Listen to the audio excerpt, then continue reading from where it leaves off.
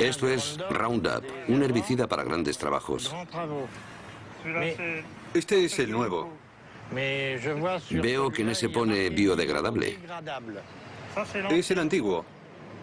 Ahora no lleva lo de biodegradable, así que ya no debe ser biodegradable. Es el mismo producto, no deben tener derecho a ponerlo ya. Seguro que no es biodegradable. Cuidado que no nos salpique en la cara. No, no, no. No soy un asesino.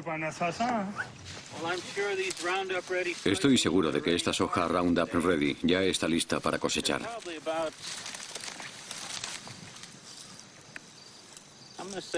Probablemente tiene, yo diría que un 11% de humedad, así que está perfecta para la cosecha. La primera vez que oí hablar de la soja Roundup Ready fue hace 8 años en una revista agrícola. Me pareció una innovación muy interesante. La soja contiene una proteína que ha sido introducida en la planta mediante manipulación genética que la hace resistente al Roundup. El Roundup se pulveriza sobre las plantas. Las ventajas son evidentes.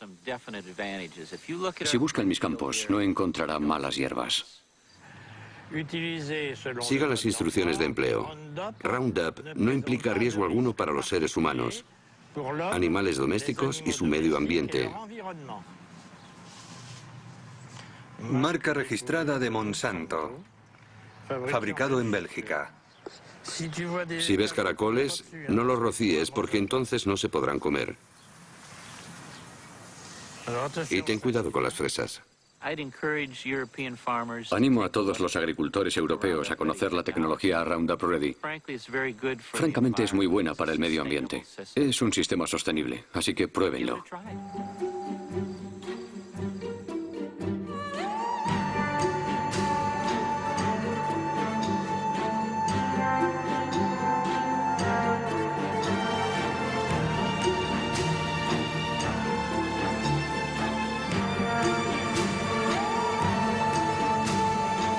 El mundo según Monsanto.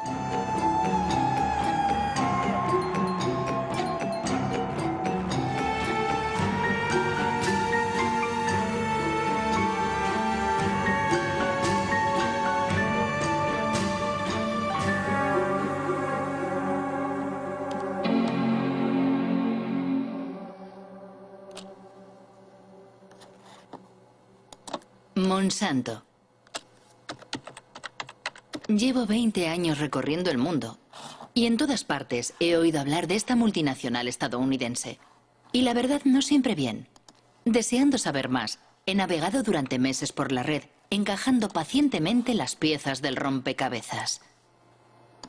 En su página de internet, Monsanto se presenta como una empresa agrícola cuyo objetivo es ayudar a los agricultores a producir alimentos más sanos, reduciendo a su vez el impacto de la agricultura sobre el entorno. Su producto estrella es el Roundup, el herbicida más vendido en el mundo desde hace 30 años.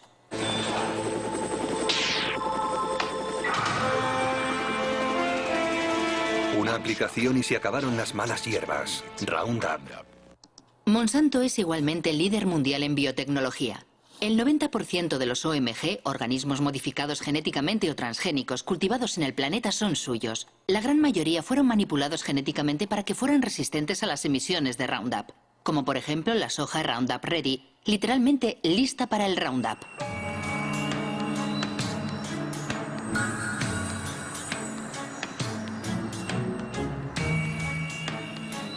Los transgénicos de Monsanto han invadido el mundo, pero nunca una aplicación agroindustrial había despertado tantas pasiones y polémicas.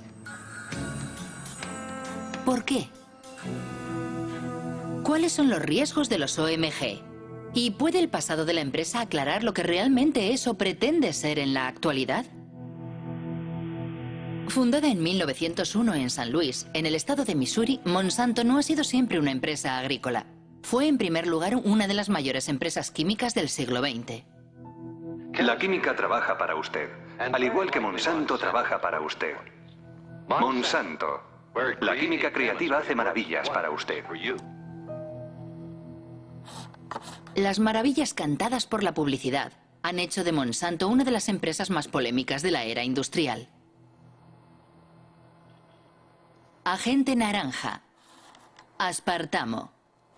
Hormonas del crecimiento bovino. PCB. Los PCB, aceites químicos utilizados como aislantes en los transformadores eléctricos, fueron la estrella de la compañía durante casi 50 años. Se comercializaron como Aroclor en Estados Unidos, Pyralene en Francia, Oclofen en Alemania, hasta el momento en que fueron prohibidos a comienzos de los años 80. Monsanto, PCB.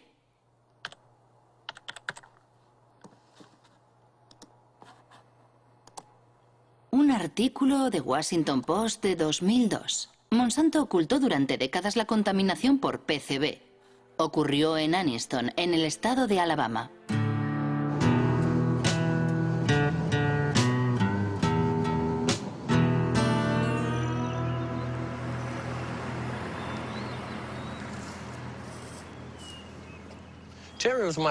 Terry era mi hermano pequeño.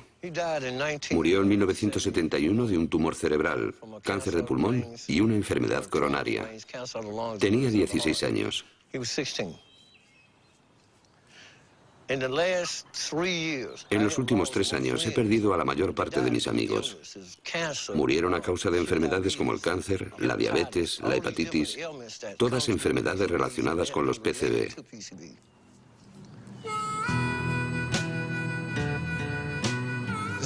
Es el camino de Monsanto.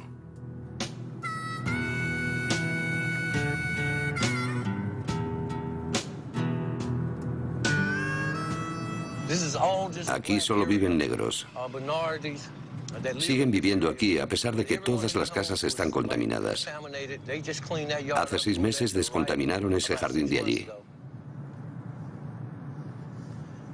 Antes había casas aquí, la gente vivía en ellas, pero todos se tuvieron que mudar y las casas fueron demolidas.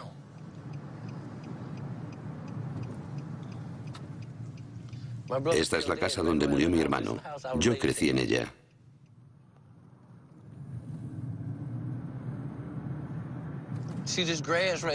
¿Veis aquel talud? Ahí es donde están enterrados los PCB. Monsanto obtuvo permiso para enterrar los PCB en Anniston. Ese es el canal de Snow Creek, que corre sobre el cemento. Salía de la fábrica y vertía los PCB justo aquí. El agua estaba envenenada y no se lo dijeron a nadie, salvo al Estado, que no nos dijo nada.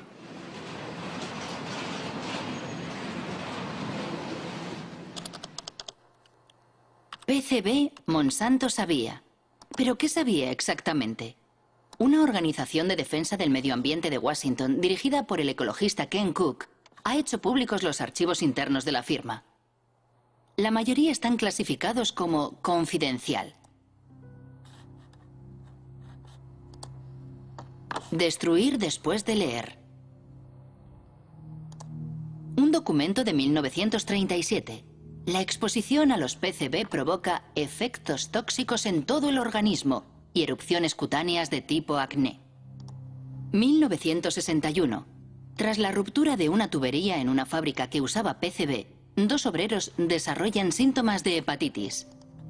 1966. Científicos sueltan peces en el canal de Snow Creek. Todos mueren al cabo de 3 minutos y medio. Contaminación. Carta dirigida al responsable de ventas en 1970. Este documento resume toda la historia. Dice lo siguiente: no podemos permitirnos perder un solo $1 en ventas. Ocultaron el hecho de que estaban envenenando a sus vecinos de Anniston, porque no querían perder ni $1. Solo cuando los abogados de los vecinos de Anniston recurrieron a la justicia, Monsanto se vio obligado a divulgar estos documentos confidenciales. Así descubrimos lo que ellos sabían desde hacía mucho tiempo. Sabían la verdad desde el principio. Mintieron. Ocultaron la verdad a sus vecinos, a las autoridades gubernamentales. Y cuando finalmente informaron a las autoridades, estas, en lugar de ponerse del lado de los envenenados, protegieron a la compañía. Apoyaron a Monsanto. Es escandaloso, absolutamente imperdonable.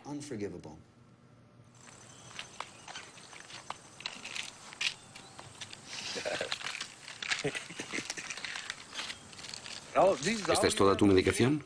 No, no es toda. Tengo más aquí. ¿Cuál es tu tasa de PCB? 63,8 en sangre. En sangre. Si realizáramos una biopsia de su grasa, estaría en lo más alto de la escala con 3 o 4 mil partes por 1.000 millones. O más. ¿Cuál es el nivel tolerable? 2 partes por 1.000 millones. Ese es el estándar mundial. Pero todos nosotros tenemos en la sangre y en el cuerpo más que en ningún otro lugar del mundo. ¿Es normal hablar del nivel de PCB aquí? Todos hablamos de ello porque es nuestra vida cotidiana. A veces se me acerca un niño y me dice, señor Baker, me han hecho los análisis y tengo 3 partes por 1.000 millones. ¿Cuánto tiempo me queda? Es una historia absolutamente terrible. ¿Pero qué piensan los científicos? En la red hay muchos artículos acerca de los efectos de los PCB en la salud humana. Uno de los mejores especialistas se llama David Carpenter. Él fue quien realizó los análisis a los habitantes de Anniston. Todos llevamos PCB en nuestro cuerpo. Los osos polares y los pingüinos tienen PCB. En el pasado se vertían los PCB solo en algunos lugares, pero con el tiempo han contaminado el aire y el agua. Ahora todo el planeta está contaminado por los PCB. Los PCB provocan numerosas enfermedades. La más conocida es el cáncer.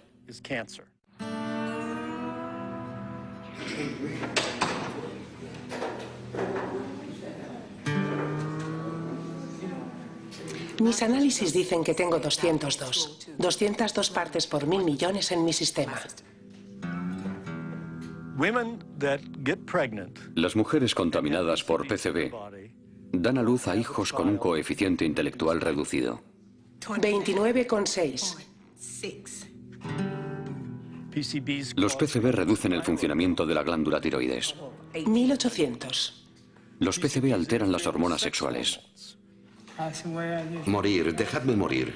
Morir en paz. Él pagará, dije entonces. Pagará por todo el daño que nos ha hecho. En 2001, 20.000 vecinos de Anniston presentaron una demanda contra Monsanto. La compañía Isolutia, su filial, fue condenada finalmente a pagar $700 millones en indemnizaciones a las víctimas, descontaminar el lugar y construir un hospital especializado. Pero ningún directivo de Monsanto ha sido juzgado. En el sistema jurídico americano, es muy infrecuente que los ejecutivos o directivos de la empresa sean considerados responsables penalmente. Sin embargo, tenemos la posibilidad de demandar a las empresas por la vía civil. Y tienen que pagar. En realidad, las indemnizaciones y los intereses que pagan décadas más tarde las empresas solo son una mínima parte de sus beneficios. Por lo tanto, resulta rentable guardar el secreto.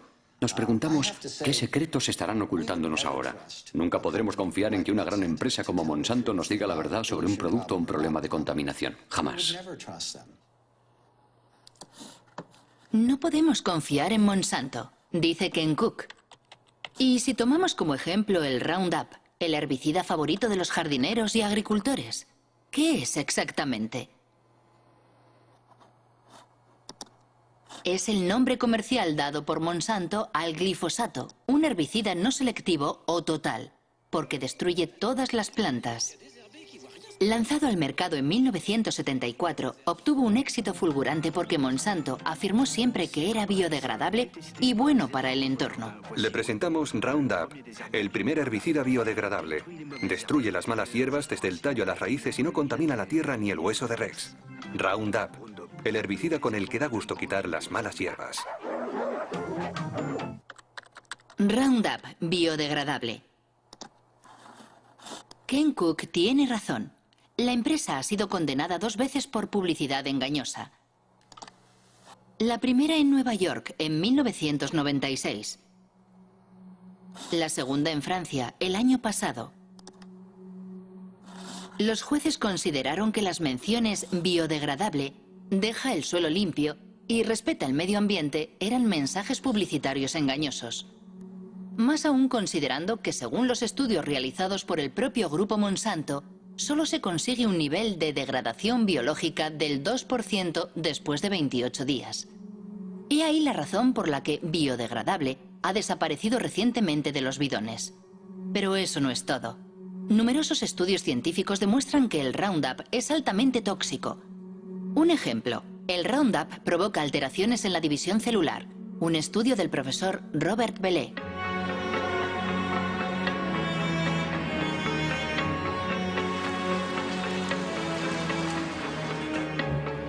El profesor Bellet trabaja para el CNRS y el Instituto Pierre y Marie Curie. Ha estudiado los efectos del Roundup sobre óvulos fecundados de erizos de mar. La gran sorpresa fue que el Roundup afectaba a la división celular. Enseguida observamos que el Roundup alteraba el proceso de la división celular, no al mecanismo de la división, sino a los mecanismos que controlan la división de las células. Es necesario comprender cómo se origina un cáncer. Al principio las células no son cancerosas, pero a partir de un determinado momento se producen modificaciones en ellas y la modificación principal es lo que se denomina la inestabilidad desde el punto de vista genético. Y esa es la primera alteración que hemos observado y demostrado para el Roundup. Por eso mantenemos que, en nuestra opinión, el Roundup induce las primeras etapas que conducen al cáncer. Y tenemos cuidado de no decir inductor del cáncer, porque el cáncer lo veremos dentro de 30 o 40 años. Inmediatamente cuando obtuvimos esos resultados, nos dimos cuenta de la importancia que podía tener para la gente que lo usa, porque las dosis con que trabajamos son muy inferiores a aquellas que utiliza la gente. Y pensamos, rápido, es necesario alertar lo antes posible y de la mejor forma posible a la opinión pública. Y para hacerlo pensé que lo mejor sería dirigirme a mis superiores y me sorprendió un poco, la verdad, muchísimo, cuando me sugirieron o incitaron vehementemente a que no hiciera públicos los resultados porque detrás estaba la cuestión de los transgénicos. Es una historia increíble. Se ha ocultado la toxicidad del Roundup para proteger el desarrollo de los transgénicos. Remontémonos al inicio de la historia de los transgénicos. Según la página web de Monsanto, la soja Roundup Ready fue el primer cultivo transgénico autorizado en Estados Unidos en 1996. Sus productores están agrupados en la ASA, la Asociación Americana de la Soja, cuya dirección puede encontrarse en la página de Monsanto. John Hoffman, su vicepresidente, es un defensor incondicional de la biotecnología. En primavera, hacia el 1 de mayo, fumigo una vez con Roundup para matar las malas hierbas. Y después, 6 o 7 semanas más tarde, hago una segunda aplicación. Y eso es suficiente para todo el año. Antes de que existiera el método Roundup Ready, los campos estaban llenos de malas hierbas. Teníamos que buscarlas y arrancarlas con las manos. Era mucho trabajo. El sistema Roundup Ready me permite ahorrar tiempo y dinero. Aparentemente, la nueva maravilla de Monsanto lo tiene todo para seducir a los agricultores. Pero ¿cómo funciona? ¿Cómo puede sobrevivir la soja a las emisiones de Roundup? Esto es una célula de soja. El corazón de la célula, el núcleo, contiene su ADN, la estructura genética de la soja. Para crear su transgénico, Monsanto atravesó la frontera entre las especies. Sus investigadores han seleccionado un gen procedente de una bacteria que le hace resistente al Roundup. El gen se fija a partículas de oro microscópicas que se bombardean sobre las células de soja con un cañón de genes. El gen penetra en el ADN y fabrica una proteína que permite a la planta resistir al Roundup. Cuando el herbicida es pulverizado, mata a todas las malas hierbas excepto a la soja. A decir verdad, es una extraordinaria hazaña tecnológica. Pero igualmente, la soja destinada a ser fumigada por un potente herbicida terminará en el plato del consumidor. Imaginamos que, por lo tanto, fue cuidadosamente estudiada antes de su comercialización. ¿Quién era el ministro de Agricultura en la época? Dan Glickman, ministro de Bill Clinton entre los años 1995 y 2000.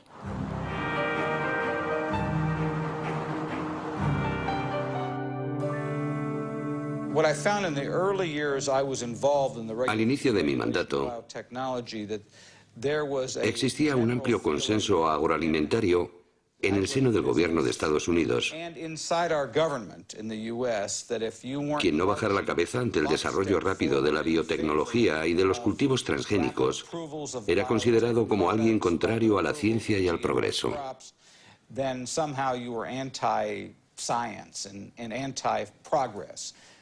Sinceramente, pienso que deberíamos haber hecho más pruebas. Pero las empresas agroindustriales no querían porque habían hecho inversiones enormes para desarrollar esos productos.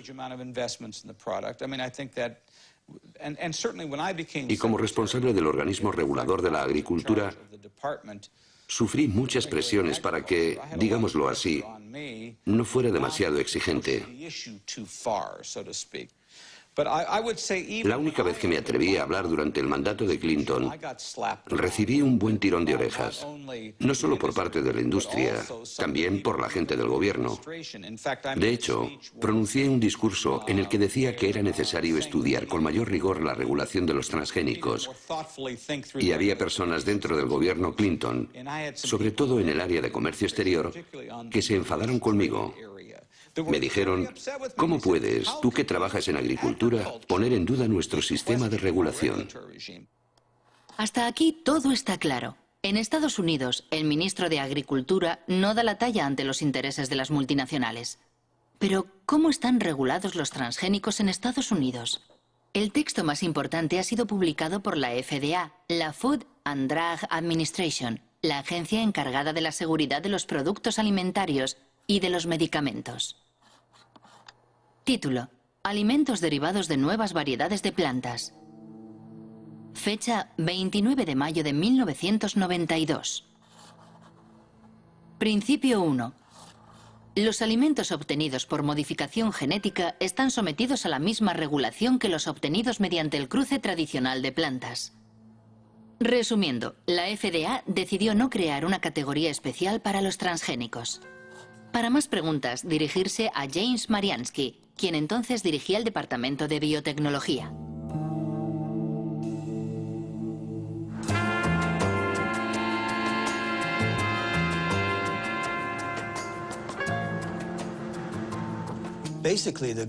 Básicamente, el gobierno tomó la decisión de no crear leyes nuevas. Pensaba que las leyes existentes podían aplicarse a las nuevas tecnologías. Eso quiere decir que la Casa Blanca le pidió a la agencia que escribiera un texto en el que los transgénicos no estuvieran sujetos a una reglamentación específica. Pero no se hizo basándose en datos científicos. Fue una decisión política. Sí, fue una decisión política que afectaba a muchos ámbitos, no solo al de la alimentación. Se aplicaba a todos los productos de la biotecnología. Una confesión increíble. James Mariansky reconoce que la reglamentación de los transgénicos se basó en una decisión política y no científica. Pero, ¿cómo fue argumentada esa decisión? Principio 2. Los componentes de los alimentos resultantes de una planta genéticamente modificada serán los mismos o similares sustancialmente a aquellos que se encuentran comúnmente en los alimentos. Dicho de otra forma, la FDA considera a priori que una planta modificada genéticamente es similar a una planta convencional. Es el denominado principio de equivalencia sustancial, que ha sido seguido en todo el mundo. Es el centro de debate que opone a los partidarios y detractores de los transgénicos. ¿Cómo pudo decir la FDA que una planta transgénica era similar a una planta convencional? Sabemos que los genes que se introducen en las plantas mediante la biotecnología producen proteínas muy parecidas a aquellas que hemos consumido durante siglos. Esa es la visión oficial de la FDA, cuestionada por Jeffrey Smith, autor de numerosas obras sobre los transgénicos. Michael Hansen, asesor científico de la Unión de Consumidores. Y el ensayista Jeremy Rifkin, que fue el primero en denunciar el principio de la equivalencia sustancial. Si los alimentos transgénicos están tan extendidos actualmente, es gracias a un engaño de la FDA. Ellos afirman que estos alimentos no son diferentes. Utilizan la expresión equivalencia sustancial o no considerablemente diferentes, lo cual traducen como generalmente reconocido como seguro o GRAS. Normalmente, para que algo sea considerado GRAS, es necesario que se apoyen numerosos estudios y que existe un amplio consenso en el seno de la comunidad científica. Con los alimentos transgénicos no ha existido ni lo uno ni lo otro. La FDA decía, si se introduce un gen en una planta, ese gen es ADN. Dado que consumimos el ADN desde hace mucho tiempo, podemos por lo tanto concluir que esa planta es GRAS. Nuestro punto de vista era que los genes debían ser considerados aditivos alimentarios. Actualmente, cuando queremos agregar a un alimento una gota microscópica de un nuevo colorante, un conservante o un producto químico, se le considera un aditivo alimentario y, por consiguiente, debemos hacer toda clase de pruebas para demostrar que existe la certeza razonable de que no será nocivo. Por el contrario, si manipulamos genéticamente una planta, lo cual puede dar lugar a innumerables diferencias en el alimento, nadie pregunta nada. Aquí en Washington, si frecuentabas en aquella época los lugares donde se reunían los lobbies, podías oírles riéndose de todo eso. Todo el mundo sabía que el principio de equivalencia sustancial era un absurdo. Solo era una forma para todas esas sociedades, y particularmente para Monsanto, de sacar sus productos al mercado rápidamente con la menor injerencia gubernamental posible. Debo decir que defendieron muy bien sus intereses. Recuerdo una reunión en la que los científicos de Monsanto se encontraron con los científicos de la FDA. Hablaban de las modificaciones que provocaban sus trabajos y le preguntaban al FDA cómo iba a regular esos productos. Jamás he visto una sociedad con una influencia tan determinante y a un nivel tan alto sobre las autoridades gubernamentales a cargo de la reglamentación como Monsanto con sus alimentos transgénicos. Existe un documento excepcional en el que se puede ver a George Bush, padre, visitando los laboratorios de Monsanto. Tuvo lugar 9 años antes de la comercialización de la soja Roundup Ready. Me gustaría enseñarle algunos de los pasos que hemos de dar para llevar un gen de un organismo a otro. En realidad, hará las mismas y pequeñas manipulaciones que realizamos en el laboratorio, donde seleccionamos el ADN, lo separamos y lo mezclamos en diferentes partes para unirlas. ¿Unirlas? Unirlas de nuevo. Esta probeta contiene ADN extraído de una bacteria. El ADN tiene el mismo aspecto sea de una planta o de un animal. ¿Qué es lo que estamos viendo? Ah, ya veo. ¿Para qué sirve esto? ¿Para conseguir una planta más fuerte o una planta resistente? En este caso, resistente al herbicida. Comprendo. Tenemos un herbicida fantástico. Este es el químico que... Cuando George Bush efectúa su visita al castillo de Monsanto, es vicepresidente de Ronald Reagan. La consigna de la administración republicana es la desregularización. Se trata de favorecer a la industria reduciendo al máximo las trabas burocráticas, como los exámenes sanitarios o medioambientales sobre los nuevos productos. Y ese es exactamente el problema de Monsanto. Acabamos de solicitar al gobierno que nos permita probarlo por primera vez en una granja de Illinois este año. Seguimos alucinando con esto. Perderemos otros años. Los gastos se disparan y nunca pasa nada. Francamente, debo decir que no tenemos ninguna queja sobre la forma en que el gobierno lleva el tema. Es un proceso muy ordenado. Tienen que asegurarse de hacer lo correcto con estas cosas nuevas. Si en septiembre no tenemos la autorización, puede que pensemos de forma diferente. Llámenme. Nuestro trabajo es la desregularización. Tal vez podamos ayudarles. En 1988, Dan Quayle ocupa el cargo de George Bush, que ha sido elegido presidente de Estados Unidos. 4 años después, el nuevo vicepresidente hace pública la política del gobierno estadounidense relativa a los transgénicos, conforme a los deseos de Monsanto. Damos este paso como parte de la iniciativa presidencial de eliminación de reglamentación, ahora en su segunda fase. Estados Unidos ya es el líder mundial en biotecnología y queremos que siga siéndolo. Solo en 1991 la industria de la biotecnología ha supuesto $4.000 millones. Esperamos que alcance los $50.000 millones en el año 2000. siempre que impidamos la proliferación de una regulación innecesaria. ¿Cree que fue una conspiración? La palabra conspiración es un poco fuerte, pero desde el punto de vista de la empresa, sin duda fue un asalto al poder. Enseguida, un tal Michael Taylor se convirtió en el administrador adjunto de la FDA, justo en el momento en el que se estaban redactando las normas de los alimentos transgénicos. ¿Quién es Michael Taylor? En Internet solo hay una imagen de ese hombre oscuro. Actualmente dirige la Fundación Recursos para el Futuro.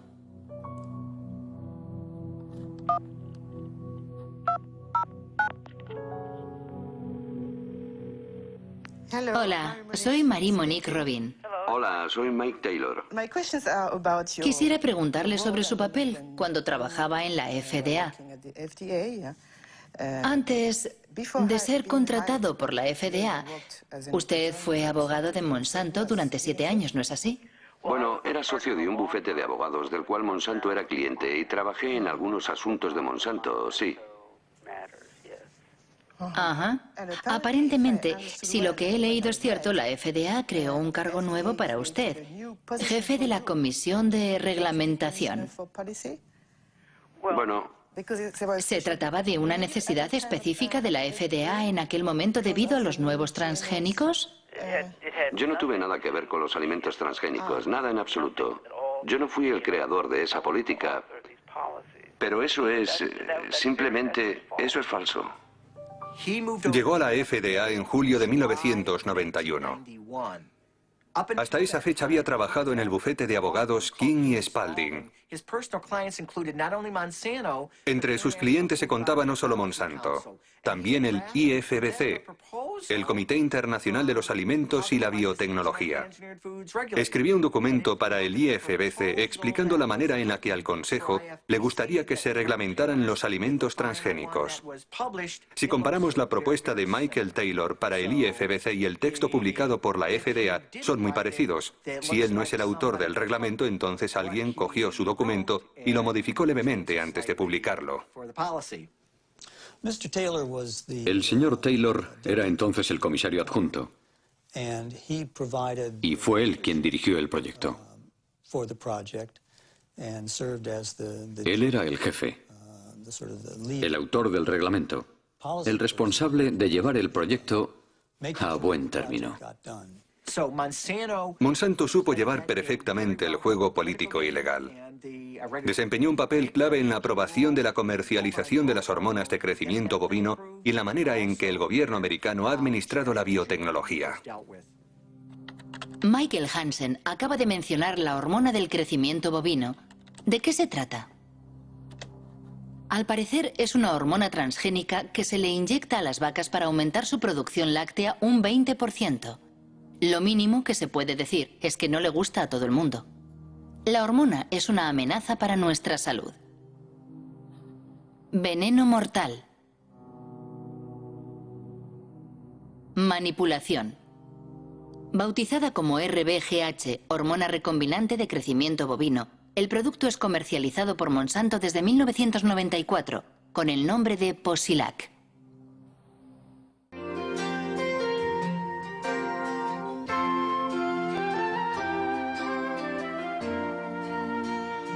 Posilac es el nuevo producto más seguro de la historia.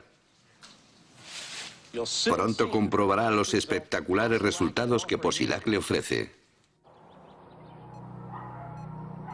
En 1985, Monsanto presentó un informe ante la FDA solicitando la autorización para comercializar el Posilac. Los expertos de la agencia analizan los ensayos realizados por la firma en ejemplares experimentales. El veterinario de la FDA responsable del expediente se llama Richard Barrows. En una entrevista declara que responsables de la agencia han suprimido y manipulado datos.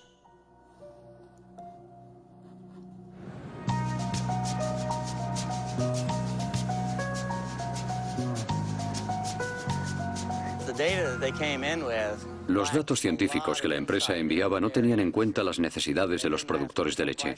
A saber, 2 cuestiones clave. Enfermedades como la mastitis, es decir, la infección de las ubres, y los problemas de reproducción. Cuando vi que faltaban aquellos datos, les dije, chicos, tenéis que recoger más información. Eso les retrasó de 2 a 3 años. ¿Informó a la FDA de sus preocupaciones? Poco a poco me fueron marginando.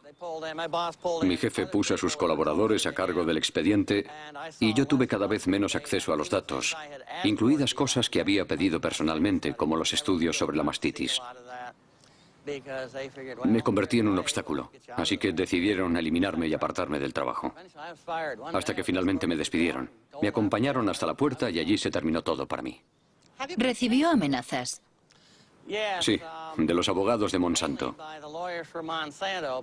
Cuando recurrí mi despido ante la justicia, ellos le dijeron a mi abogado que me denunciarían si revelaba secretos de la empresa para mi defensa. Finalmente, la FDA sería condenada a readmitir al veterinario demasiado concienzudo, quien, asqueado, terminaría renunciando. Pero eso no es todo. En Internet se habla también de documentos robados a la FDA y enviados al profesor Samuel Epstein, dirigente de la Coalición por la Prevención del Cáncer.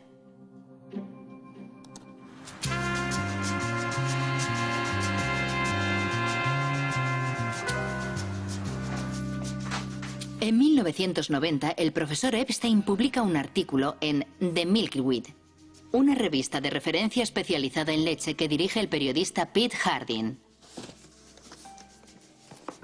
Una primicia basada en documentos secretos que los dos hombres investigaron minuciosamente.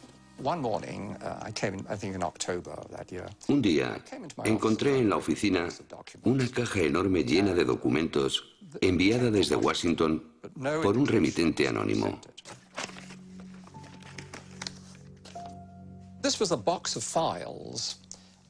La caja contenía todos los datos de los estudios veterinarios que Monsanto había enviado a la FDA desde hacía 6 años. Una auténtica maravilla.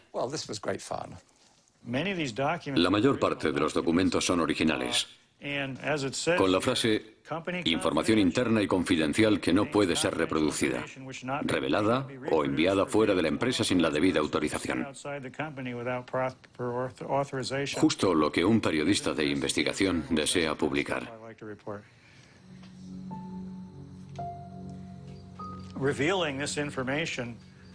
La revelación de esos informes enfureció a Monsanto y a la FDA.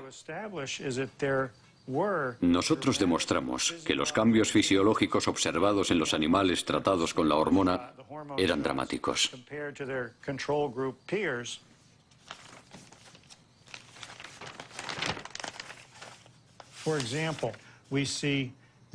Por ejemplo, el ovario izquierdo de las vacas que habían recibido la hormona sintética es un 34% más grande.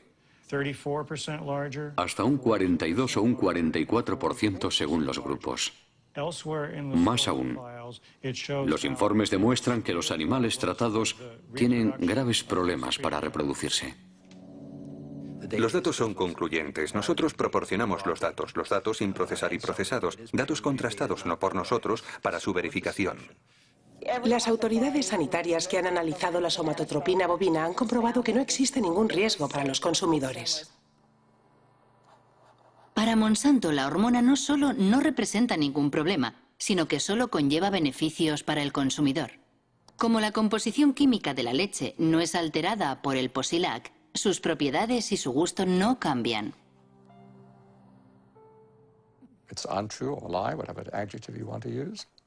No es verdad, es mentira. Es un producto muy diferente por muchas razones. En primer lugar, como las vacas sufren de mastitis a menudo, hay pus en la leche.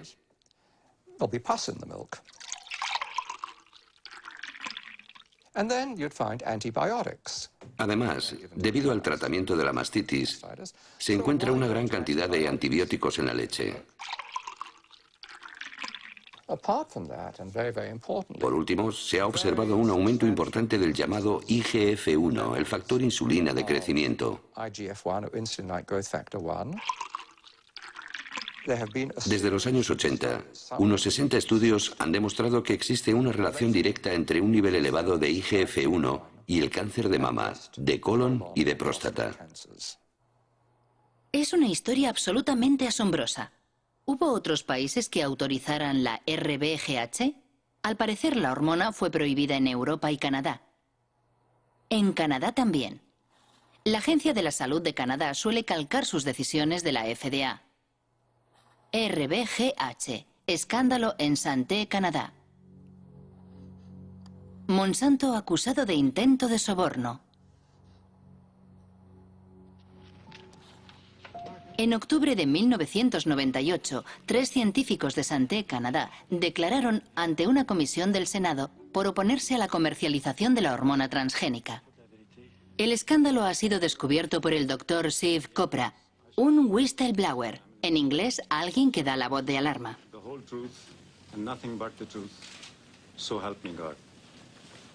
Me pregunto qué verdad voy a decir. La verdad que yo conozco o la que el ministerio me dice que diga. Y este es mi conflicto. Le hago esta pregunta a los 3. ¿Monsanto se puso en contacto con alguno de ustedes? Doctora Haydon. Asistí a una reunión en 1989-90 con representantes de Monsanto y el doctor Drennan, mi superior, y también el doctor Messier. La compañía nos ofreció de 1 a 2 millones de dólares. No sé lo que sucedió después, pero mi director dijo después de la reunión que iba a presentar un informe sobre lo ocurrido a sus superiores. ¿Cómo reaccionó Monsanto? Bien, Monsanto no negó que hubiera ofrecido 2 millones de dólares durante aquella reunión. Después dijeron que había sido una propuesta para hacer más investigaciones en Canadá sobre la vaca canadiense. En cualquier caso, el resultado es que la hormona transgénica no ha sido autorizada en Canadá. Tras las revelaciones de Canadá, el Parlamento Europeo la prohibió para siempre. Después, de repente, Margaret Haydon, Gerard Lambert y yo fuimos despedidos por desobediencia. ¿Fueron despedidos? Sí, nos despidieron y llevamos el asunto a los tribunales. No a la hormona del crecimiento bovino. En Estados Unidos, el Congreso había abierto también una investigación a petición de los detractores de la hormona transgénica. Entre otras cosas, denunciaban la prohibición de etiquetar la leche según su origen, lo cual impedía elegir a los consumidores. Curiosamente, la investigación nunca concluyó. La hormona de crecimiento bovino BGH es una prueba de la aceptación de la ingeniería genética por el consumidor. ¡A la basura! ¡A la basura! ¡A la basura!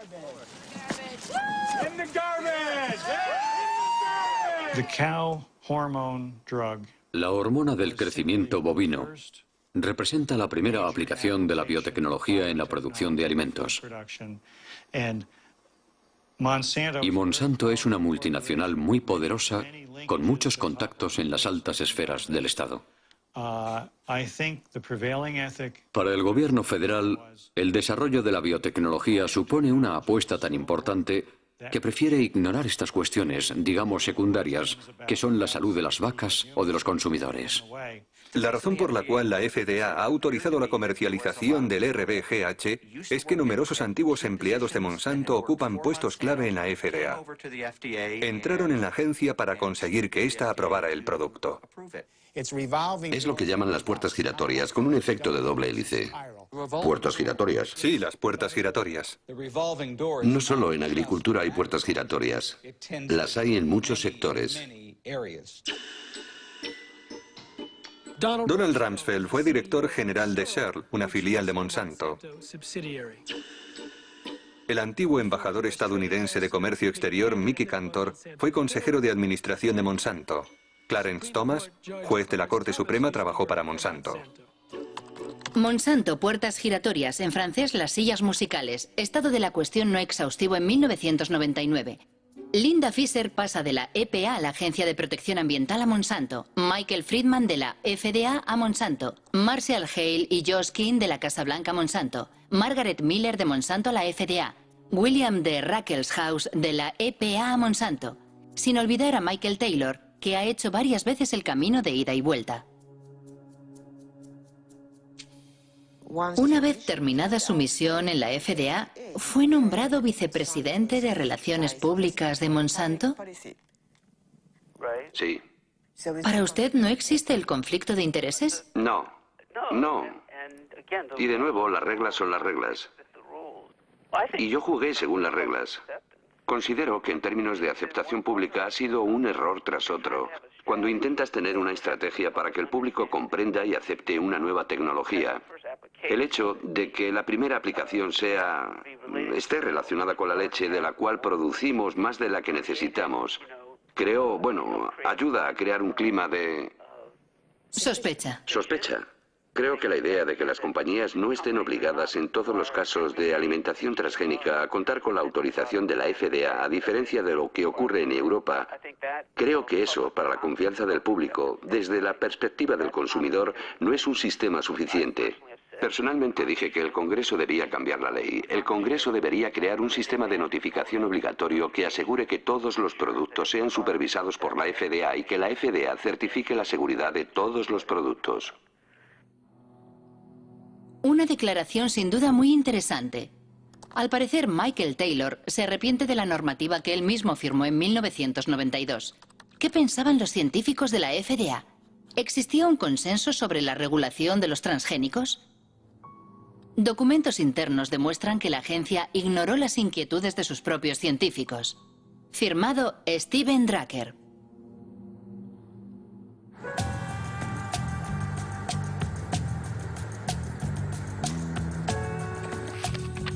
Steven Drucker es un abogado que trabaja para una coalición de organizaciones no gubernamentales. Demandó a la FDA y consiguió la desclasificación de sus archivos sobre los transgénicos. Recibimos más de 44.000 páginas que revelaban que la FDA lleva mintiendo al planeta al menos desde 1992. Y sigue mintiendo. Finge que el principio de equivalencia sustancial entre los alimentos transgénicos y las plantas convencionales está basado en un amplio consenso en el seno de la comunidad científica y que numerosos datos científicos lo demuestran. Esas dos afirmaciones son mentiras flagrantes.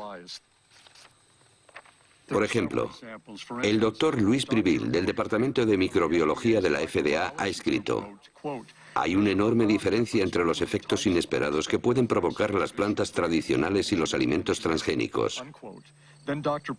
A continuación añade que ciertos aspectos de la manipulación genética podrían resultar más peligrosos. Las inquietudes expresadas por los expertos de la FDA eran tan importantes que la doctora Linda Kahl, de la FDA, responsable del seguimiento y la síntesis de sus consejos, redactó un informe para el coordinador de biotecnología de la FDA, el doctor James Mariansky. Según documentos internos de la FDA que se han hecho públicos, había muchos científicos de la FDA que no estaban de acuerdo con la normativa propuesta. Por ejemplo, aquí tengo el informe que Linda Kahl le envió. Sí. Sí. Ella decía, los procesos de manipulación genética y de cruce tradicional son diferentes. De cruce tradicional son diferentes. Y según los expertos de la agencia, conllevan riesgos diferentes. Conllevan riesgos diferentes. Es cierto que en el interior de la agencia existían opiniones divergentes. Eso es lo que Linda Kahl resume en su informe. Pero cuando terminamos de redactar la normativa, todos los científicos estaban de acuerdo. Por supuesto que la FDA había investigado el uso de la manipulación genética, pero no tenían ninguna información que indicara que la técnica en sí pudiera crear productos diferentes en términos de calidad o seguridad. Antes de que los científicos de la FDA expresaran sus inquietudes, la agencia recibió una señal de alarma muy clara. En efecto, el primer aditivo alimentario manipulado genéticamente y comercializado en el mercado estadounidense había provocado una grave epidemia. ¿Recuerda lo que sucedió con el L-triptofán en 1989? Sí. Era un aminoácido manipulado genéticamente. A priori conocemos muy bien los aminoácidos. Sí. Mató a decenas de personas y cientos más enfermaron. Provocó una epidemia de una enfermedad desconocida llamada EMS. Es cierto. ¿Cuántas personas murieron? Sí, pero nosotros teníamos muchos... 37 y más de 1000 inválidos. ¿Lo recuerda? Lo recuerdo. Según un documento de la FDA, usted dijo, no sabemos cuál es la causa del EMS, pero no podemos descartar la hipótesis de que se deba a la manipulación genética. ¿Dijo usted lo que acabo de leer? Sí. Increíble. James Mariansky no descartaba que la manipulación genética pudiera provocar efectos inesperados, pero no movió un dedo. ¿Hay científicos independientes que hayan trabajado sobre esta cuestión crucial para los consumidores? Arpad Pusztai, un renombrado científico, perdió su trabajo después de expresar sus inquietudes sobre los transgénicos. Ocurrió en 1998.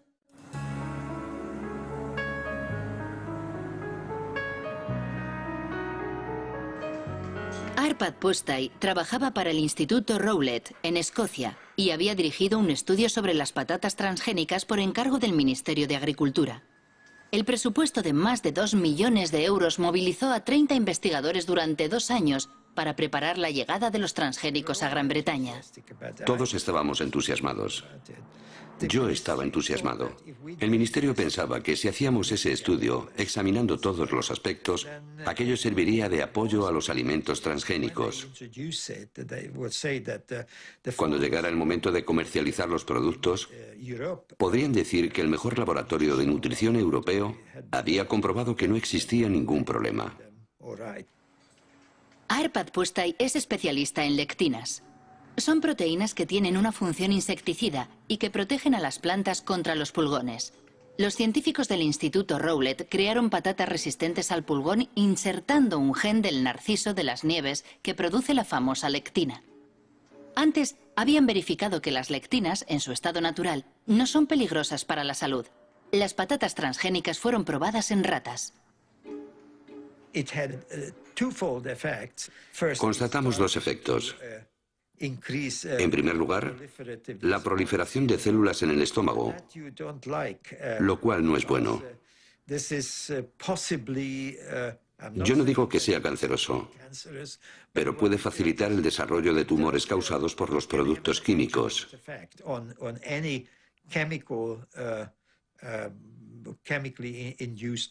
Además, el sistema inmunitario del estómago estaba alterado.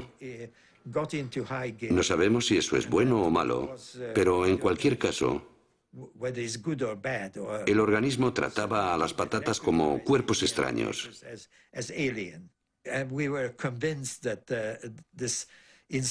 Estábamos seguros de que la manipulación genética estaba en el origen del problema y no el gen de la lectina, porque lo habíamos comprobado aisladamente en una concentración 800 veces mayor sin consecuencias negativas. Era muy importante porque la FDA hablaba en la época de una tecnología neutra. Nosotros dijimos en público que el problema en sí no era el gen, sino la técnica de inserción. Cuando llegaron a Gran Bretaña los primeros cargamentos de soja norteamericana, la BBC entrevistó a Arpad Pusztai sobre la cuestión.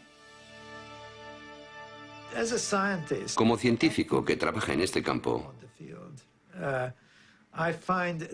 considero que es muy injusto utilizar a nuestros conciudadanos como cobayas. Creo que jamás me perdonaron que dijera aquello. Monsanto comprendió rápidamente la importancia de nuestros resultados. Ya estaban al corriente antes de la emisión de la entrevista, porque el Instituto de Investigación Agrícola recibía mucho dinero de Monsanto. Comprendieron rápidamente las consecuencias de nuestro estudio. A la mañana siguiente de la emisión de la entrevista, Arpad Pusztai es despedido y su equipo de investigación disuelto. El profesor Stanley Ewen, un renombrado histólogo, era el encargado de estudiar el impacto de las patatas transgénicas en los órganos de las ratas. Desde aquel incidente no se hace ninguna ilusión sobre la independencia de la ciencia. Yo estaba extraordinariamente enfadado y muy alterado. Era como si el suelo hubiera desaparecido bajo mis pies. ¿Qué era lo que había pasado? También desacreditaron a Stanley. No solo a Arpad y a mí. Stanley fue jubilado y desacreditado en la universidad. ¿Es verdad? Sí. Sí. Fue muy duro. El lunes nuestro trabajo era formidable. El martes merecía estar en la basura. Yo tenía una ligera idea de lo que había podido ocurrir, pero no pude confirmarlo hasta hace algo menos de 8 años. Estaba en una cena, y en la mesa, a mi lado, había alguien del Instituto Rowett llamado Dataroi. En cierto momento le dije, es horrible lo que le pasó a Arpad, ¿verdad? Y él me respondió, sí, pero ¿no sabías que Downing Street llamó 2 veces al director? Entonces comprendí que había algo supranacional en todo este asunto. El despacho de Tony Blair había recibido presiones para detener nuestro trabajo porque los norteamericanos pensaban que podría crearle problemas a su industria biotecnológica.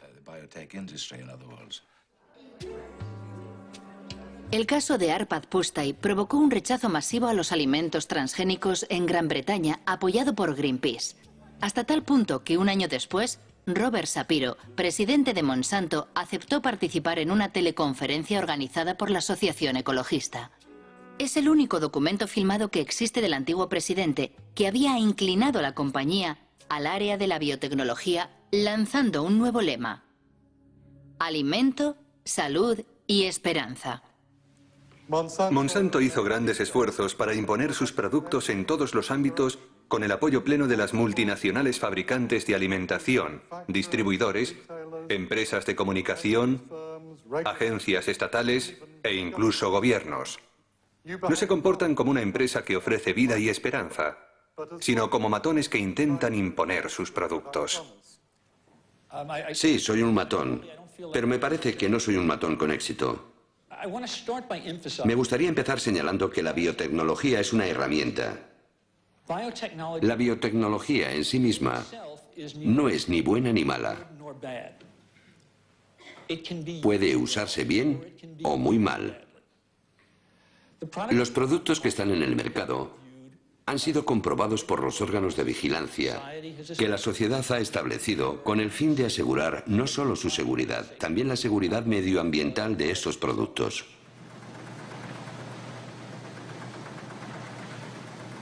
Diez años después de su lanzamiento comercial, la soja Roundup Ready representa el 90% de la soja cultivada en Estados Unidos y el 70% de los alimentos vendidos en los comercios americanos contiene productos transgénicos. A diferencia de lo que ocurre en Europa, los consumidores no pueden elegir porque está prohibido etiquetarlos como transgénicos. Una consecuencia directa del principio de equivalencia sustancial. Tengo un grano de soja en la mano y lo puedo comer con toda confianza. Es muy seguro.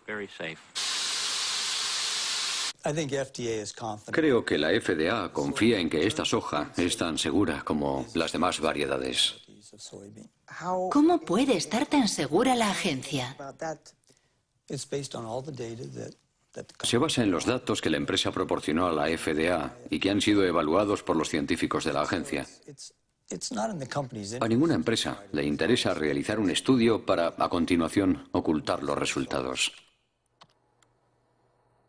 ¿Cómo puede estar tan seguro James Mariansky? Si tecleamos Monsanto falsificó estudios científicos, obtenemos 174.000 respuestas. Entre ellas un informe de la EPA, la Agencia de Protección Ambiental de Estados Unidos.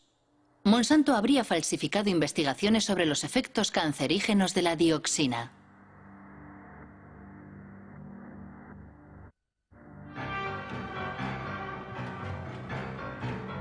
La historia comienza en Nitro, en una fábrica de Monsanto que fabrica un potente herbicida denominado 245T. En 1945, una explosión provoca efectos inesperados. 228 obreros desarrollan una enfermedad muy desfigurante, el cloracné. La causa es la dioxina, un subproducto altamente tóxico que contiene el 245T.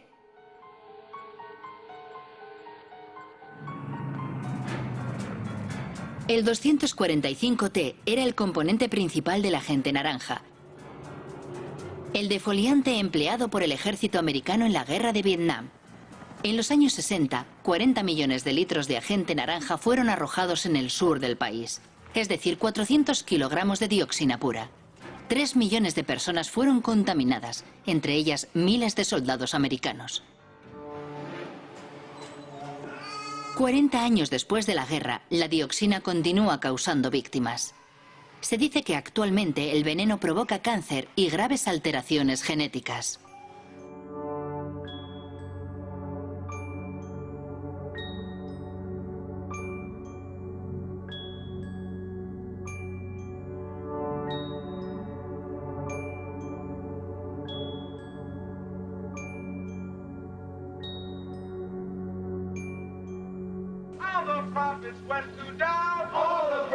En 1978, cuando los veteranos de guerra estadounidenses demandaron a los fabricantes del agente naranja, exigiendo una indemnización, Monsanto financia 3 estudios sobre los efectos a largo plazo de la dioxina. La compañía pagó a científicos para que compararan el estado de salud de los trabajadores afectados 30 años antes en el accidente de la fábrica de nitro, con el de los trabajadores no afectados. 2 personas conocen muy bien ese estudio. William Sanjur, que dirigía el Departamento de Residuos Tóxicos de la Agencia de Protección Ambiental, y Gerson Smoger, el abogado defensor de los veteranos de la Guerra de Vietnam. En 1990, la doctora Kate Jenkins, una de mis colegas en el EPA, elaboró un informe alegando que ciertos estudios realizados por Monsanto eran incorrectos. Si hubieran sido realizados correctamente, los resultados habrían sido los opuestos a los obtenidos por Monsanto. Sus estudios demostraban que la dioxina no es un agente cancerígeno para el hombre. Tenían los datos de las investigaciones y manipularon su interpretación para llegar a la conclusión que querían. Una investigación jamás se hace así, jamás. Pero así fue como consiguieron lo que querían. Más tarde descubrimos que había 5 personas con cáncer, que en uno de los estudios habían sido registradas como expuestas a la dioxina. En el otro estudio, esas mismas 5 personas eran presentadas como no expuestas. Al introducir esas 5 personas en el grupo de no expuestas, provocaban la impresión de que había los mismos casos de cáncer en ambos grupos. De esa forma llegaban a la conclusión de que no había ninguna diferencia. Fue así como miles de veteranos de guerra vieron rechazada su demanda de una indemnización por haber sido expuestos al agente naranja. Esos estudios afectaron a toda la legislación en Estados Unidos durante 7 o 9 años. Como Kate Jenkins era una buena científica y una buena empleada de la EPA, y una persona valiente, dicho sea de paso, envió un informe al Consejo Científico de la EPA solicitando que se examinaran de nuevo esos estudios para comprobar su metodología. De hecho, jamás se ha investigado a Monsanto.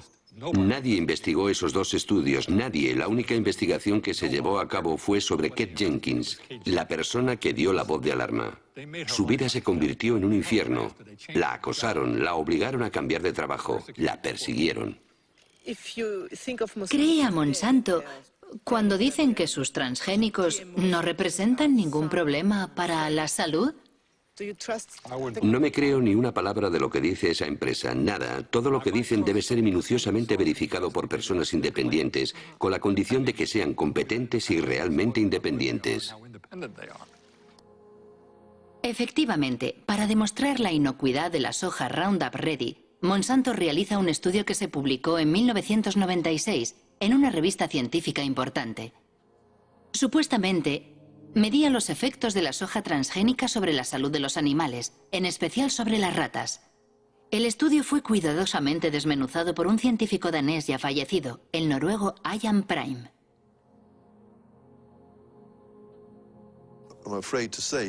Para mí, este estudio tiene muy poco valor. Resulta decepcionante, sobre todo sabiendo que sirvió de base al principio de equivalencia sustancial. Hay cosas sorprendentes. Por ejemplo, esta frase: los estudios sobre la alimentación de los animales nos proporcionan la seguridad parcial de que no hay cambios importantes. ¿Cómo que parcial? Eso no es suficiente. Yo quiero el 100% de seguridad. Por ejemplo, en la página 723 se puede leer: salvo por su coloración más marrón, los hígados parecían normales durante la autopsia.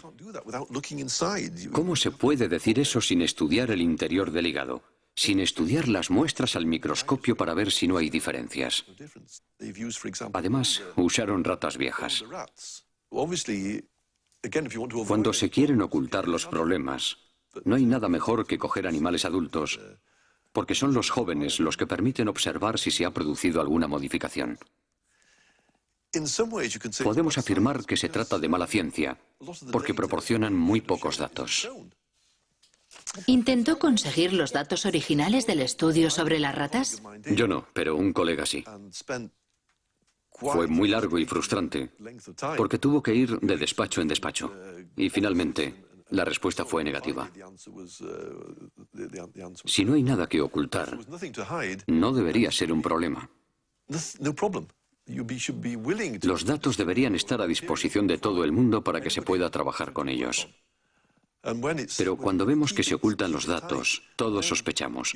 Nos preguntamos por qué los ocultan así. De cualquier forma, una cosa es segura. Fue gracias a esos estudios insuficientes por lo que los transgénicos de Monsanto invadieron el mundo, principalmente América del Norte y del Sur, Asia y Australia. En 10 años los cultivos transgénicos se han extendido por más de 100 millones de hectáreas. El 70% son resistentes al Roundup y el 30% restante ha sido manipulado genéticamente para fabricar un insecticida denominado BT. Desde 2001, la compañía publica un documento titulado The Pledge, la promesa, una especie de carta ética en la que intenta responder a sus detractores justificando sus prácticas. En el corazón de su oposición a los transgénicos se encuentra singularmente la cuestión de las patentes. Eso que Monsanto llama sus derechos de propiedad intelectual, que deben proteger sus inversiones. En América del Norte, cualquier granjero que compre semillas transgénicas debe firmar un contrato de empleo de la tecnología, mediante el cual se compromete a respetar la patente que la compañía posee sobre el gen manipulado. En Estados Unidos, los alimentos transgénicos están protegidos por la ley de patentes. Por esa razón, no tengo derecho a guardar granos para sembrarlos el año siguiente. Es una protección para Monsanto y las empresas dedicadas a la biotecnología, porque han invertido muchos millones de dólares para crear esta tecnología nueva. ¿Cómo puede saber Monsanto que alguien ha vuelto a plantar sus semillas?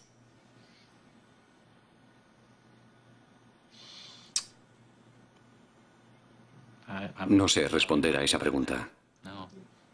¿Cómo puede saber que alguien ha plantado de nuevo sus semillas? Es una buena pregunta para Monsanto. La pregunta es tan delicada que Monsanto prefiere ignorarla haciendo bellas promesas. En el caso de que aparecieran variedades que nos pertenecen de forma no intencionada en las tierras de un agricultor, nos comprometemos a encontrar una solución que satisfaga tanto al agricultor como a nosotros.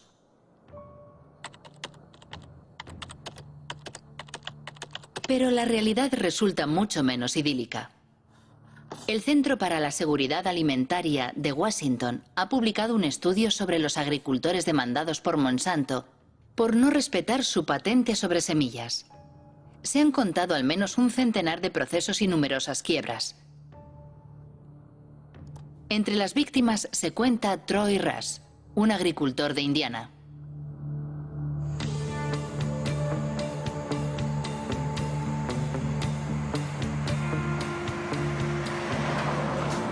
Nuestra historia comienza en 1999. Un caballero, y no es el término más apropiado, se presentó en la granja de mis padres. Dijo que era un detective privado contratado por Monsanto. Nos dijo que estaba investigando a agricultores sospechosos de haber guardado una parte de sus semillas.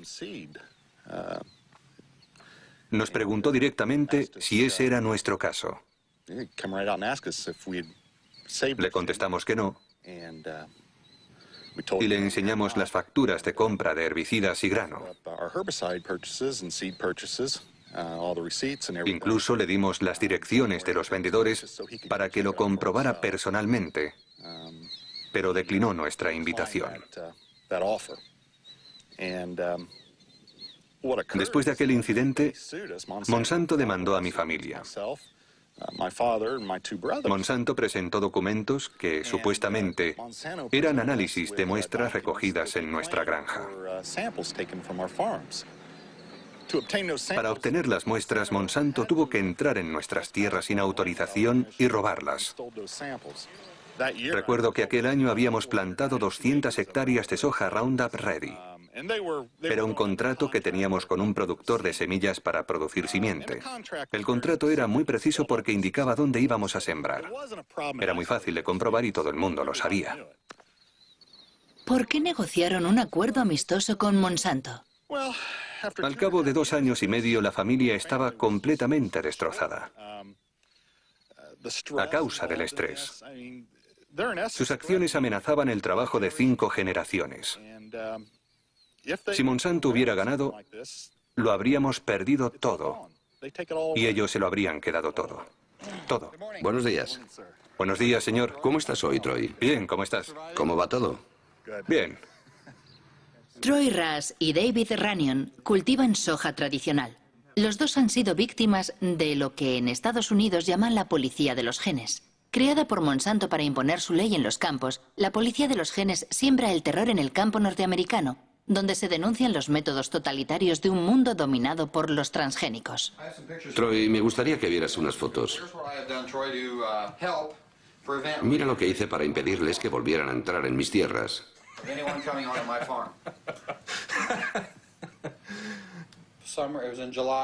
Era el mes de julio de 2003. Llegaron a mi casa sobre las 19 horas. ¿Quiénes fueron? Los empleados de Monsanto.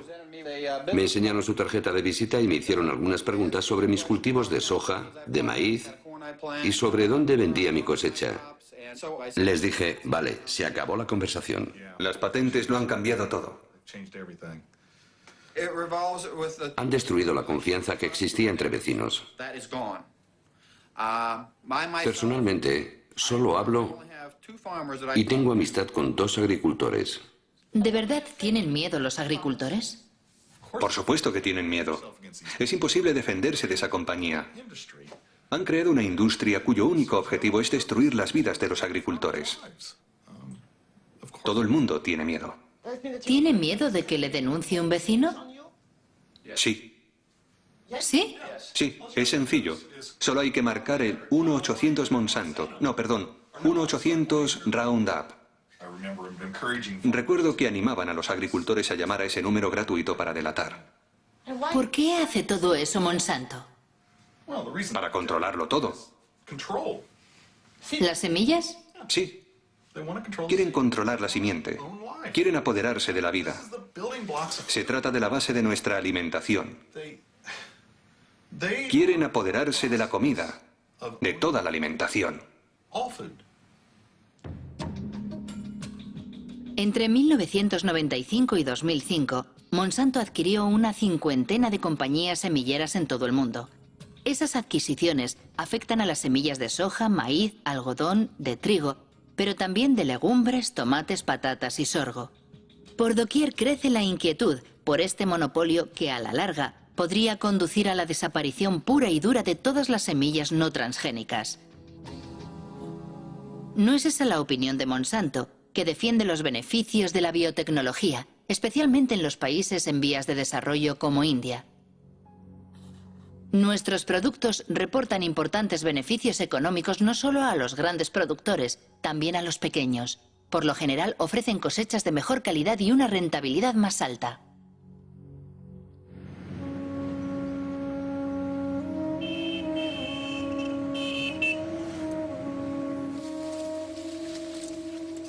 India es el tercer productor mundial de algodón. En 1999, Monsanto compró Maiko, la primera empresa productora de semillas del país. 2 años más tarde, el gobierno indio autorizó los cultivos BT, denominados Bollgard, que fueron manipulados para fabricar un insecticida que supuestamente repele los ataques del gusano americano, un parásito del algodón. Día y noche, las 24 horas todos los días. Bollgard te protege. Este es el poder de Bollgard. Menos herbicida, más beneficios. Semillas de algodón Bollgard. El poder para vencer a los insectos. Desde el año 2001, Kiran Sakari y Abdul Gaim estudian día a día los cultivos del algodón transgénico entre los pequeños agricultores del distrito de Warangal. Cada año, estos 2 ingenieros agrónomos publican un informe comparando el rendimiento y los costes de producción del algodón BT con el del algodón convencional. En 2006, la cosecha fue arrasada por una enfermedad que afecta a los cultivos transgénicos. Las plantas de este campo de algodón Bollgard están infectadas por la Rhizoctonia. El interior del tallo es fibroso, al contrario que en una planta sana. Es típico de esta enfermedad. Todos los agricultores dicen que nunca lo habían visto. En el estudio que realizamos en 2001, solo observamos la enfermedad en algunas plantas de algodón BT. Pero con el tiempo se ha extendido y ahora no solo la encontramos en los campos de algodón BT, también en los cultivos no transgénicos. Personalmente creo que existe una mala interacción entre la planta manipulada y el gen insertado. Eso provoca una mayor debilidad en la planta que ya no se resiste a la Rhizoctonia. He leído en la página web de Mahiko Monsanto que el algodón BT reduce supuestamente en un 79% el uso de pesticidas y aumenta el rendimiento en un 30%. Pero es un fracaso total. Invariablemente, al cabo de 70 o 90 días hay que tratar a las plantas contra el gusano americano, aunque sea algodón BT. ¿Cómo se explica que tantos agricultores compren semillas BT? Para los campesinos la oferta es muy reducida. Después de la última cosecha era muy difícil encontrar semillas en el mercado que no fueran BT.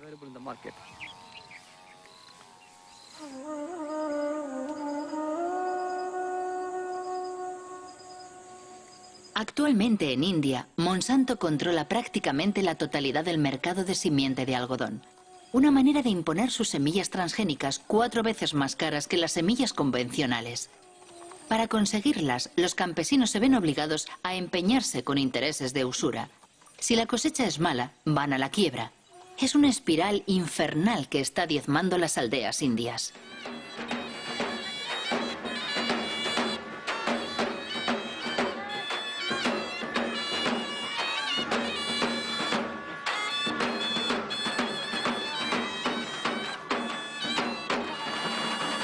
¿Por qué razón se suicidó? La cosecha se ha perdido. ¿Algodón BT? Sí, algodón BT. ¿Hay alguna otra razón? Las deudas. ¿Qué edad tenía? 25 años. Se bebió 1 litro de pesticida.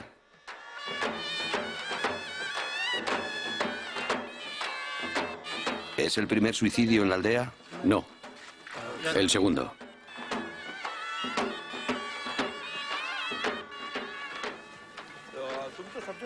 Funerales como el que acabamos de ver se repiten 3 veces al día en la región de Vidarbha, donde el algodón BT se introdujo en 2005. Es cierto que a pesar de no ser un fenómeno nuevo en la India, con la introducción de los transgénicos se ha incrementado notablemente. Pero pocos han denunciado este escándalo internacional que enfrenta en un combate desigual al fuerte con el débil.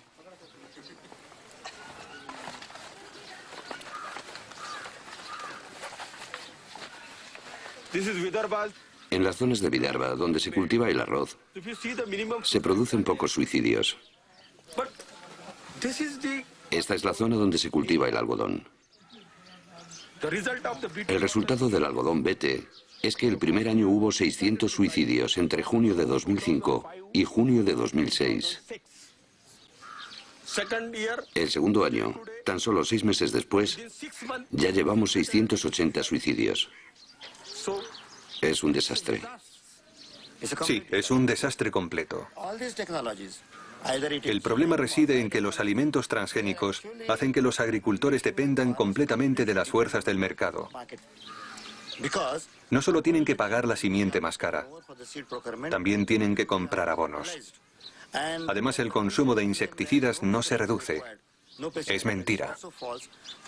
Monsanto dice que los transgénicos son mejores para el pequeño agricultor. ¿Qué opina usted? Nuestra experiencia demuestra que eso es completamente falso. Es mentira.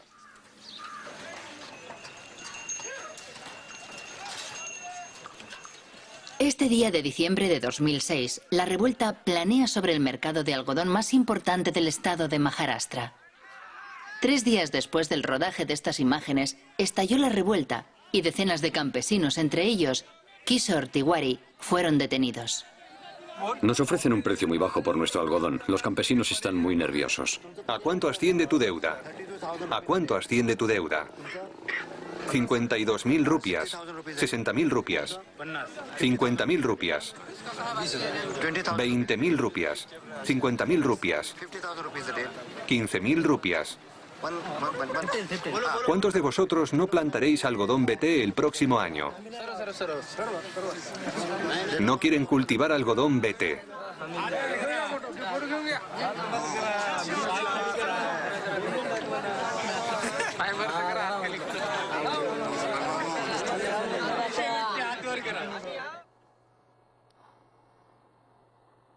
Las semillas del suicidio.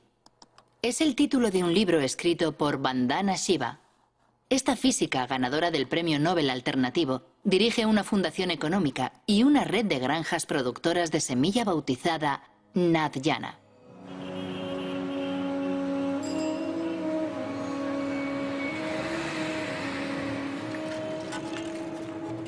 Vandana Shiva ya luchó contra la primera revolución verde, aquella de los años 60 que introdujo la agricultura industrial en la India. En la actualidad denuncia la que ella denomina Segunda Revolución Verde, la de los transgénicos de Monsanto protegidos por patentes. La diferencia entre las dos es que la primera Revolución Verde fue dirigida por el sector público y las agencias gubernamentales controlaban la investigación. La Segunda Revolución Verde está dirigida por Monsanto. La segunda diferencia es que la primera Revolución Verde tenía el objetivo oculto de vender más productos químicos, pero su motivación principal era producir más alimentos y alcanzar la seguridad alimentaria. Al final, aunque se hiciera en detrimento de otros cultivos como las leguminosas, se produjo más arroz y trigo para alimentar a la gente. La segunda Revolución Verde no tiene nada que ver con la seguridad alimentaria. Su único objetivo es aumentar los beneficios de Monsanto. Ellos siempre han dicho que la manipulación genética es un medio para conseguir patentes. Ese es su verdadero objetivo. Si observan la estrategia de investigación que Monsanto desarrolla en este momento, la compañía está probando una veintena de plantas en las que ha insertado el gen BT, la mostaza, el gumbo, la berenjena, el arroz, la coliflor. Una vez que imponga como norma el derecho de propiedad sobre los granos modificados genéticamente, podrá empezar a cobrar derechos de autor. Todos dependeremos de Monsanto por cada semilla que plantemos y cada campo que cultivemos. Si controla las simientes, controlará la alimentación. Y ellos lo saben, esa es su estrategia. Eso es más poderoso que las bombas, más poderoso que las armas. Monsanto responde a estas enérgicas acusaciones afirmando que nada de eso es cierto y esgrime los compromisos de su promesa: integridad, diálogo, transparencia, compartir. Queremos participar de forma constructiva en el proceso por el cual sociedades de todo el mundo intentan encontrar buenas respuestas a esas cuestiones. ¿Los productos serán seguros para el medio ambiente? ¿Cómo afectarán a la biodiversidad? ¿Cómo afectarán a otras plantas, insectos y pájaros? ¿Qué ocurre con el cruce de genes? ¿Qué ocurrirá si los genes invaden especies salvajes? Para mí todo eso significa, entre otras cosas, escuchar atenta y respetuosamente todos los puntos de vista. Como quien no quiere la cosa, Robert Shapiro acaba de hablar de un tema muy delicado que preocupa extraordinariamente a todos los detractores de los transgénicos: la contaminación transgénica. Monsanto prefiere hablar de presencia accidental como consecuencia del orden natural. Al parecer, los transgénicos ya han contaminado el maíz mexicano. Eso es lo que demuestra un estudio publicado por la revista científica Nature, firmado por el profesor Ignacio Chapela, de la Universidad de Berkeley. El artículo ha provocado una intensa polémica.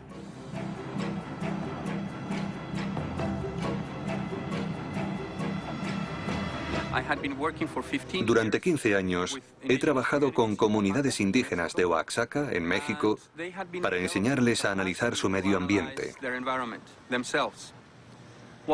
Uno de mis estudiantes les está enseñando a detectar los alimentos transgénicos. Llevamos una lata de maíz americano en conserva que tenía que servirnos de control positivo porque sabíamos que era maíz transgénico. Necesitábamos un control negativo y pensamos que el maíz mexicano era perfecto para eso, porque es el maíz más puro y mejor conservado del mundo. Cuando analizamos las muestras, descubrimos sorprendidos que el maíz que creíamos que no era transgénico ya contenía ADN transgénico. Fue una gran sorpresa comprobar que las variedades tradicionales, preservadas y mantenidas localmente desde hacía 10.000 años, ya estaban contaminadas por transgénicos procedentes de Estados Unidos.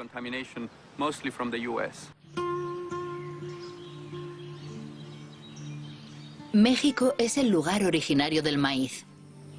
En la región de Oaxaca, al sur del país, existen más de 150 variedades locales. Esa gran biodiversidad es un tesoro universal que protege la reserva genética de maíz conservada por millones de campesinos mexicanos. ¿Este maíz es para la familia? Sí, para la familia nada más. Hace tortillas, pero siempre de este tamaño, así limpio, se recoge para semilla, para el otro año. ¿Nunca compras semillas afuera? No. ¿Se intercambia? Sí, creo que de la antigüedad.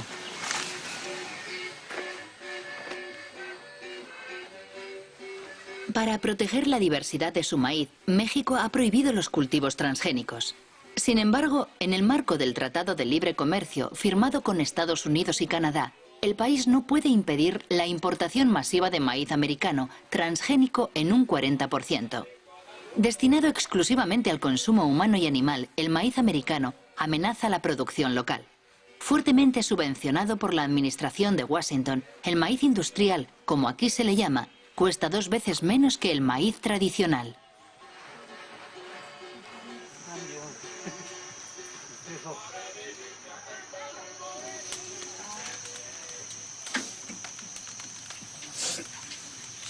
¿La tortilla siempre se hace con maíz criollo? Sí. Natural, rinde más. Y alimenta más porque es de la tierra pura.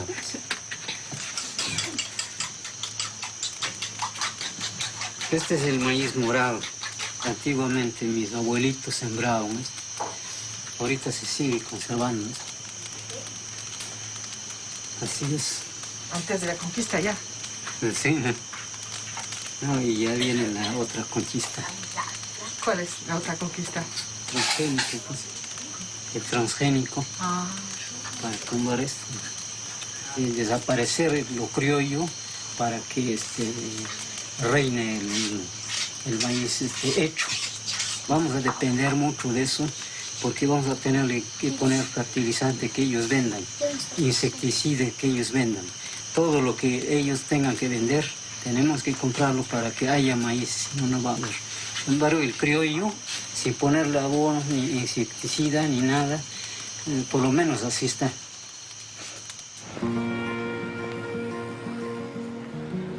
El artículo de Ignacio Chapela en Nature provocó una gran conmoción en México.